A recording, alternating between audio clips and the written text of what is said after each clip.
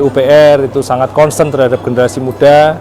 Jadi kita sama-sama belajar dan saling mengevaluasi tentang Sustainability Development Goal yang menjadi roadmap bersama kita untuk beberapa tahun ke depan sampai tahun 2030. Dan terima kasih sudah menggaungkan juga semangat 17 agenda global begitu ya untuk kami aplikasikan di Kementerian Pekerjaan Umum.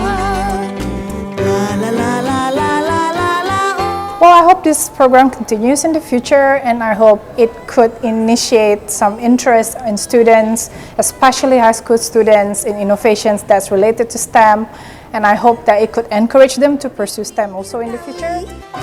Dengar keroncong, enak sekali berenang di pinggir kali. Dengar keroncong, enak sekali.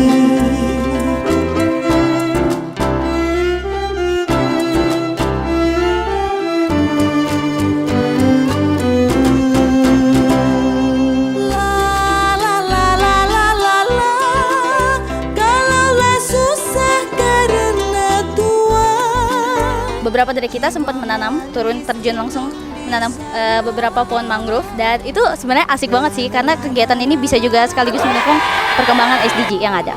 Apalagi sekarang kan udah banyak banget kan kayak perubahan iklim. Jadi kita tuh harus gencar-gencar menanam pohon, apalagi mangrove kan. Mangrove itu memiliki fungsi penyerapan karbon yang terbanyak. Global Time Innovator, kawan sejahtera.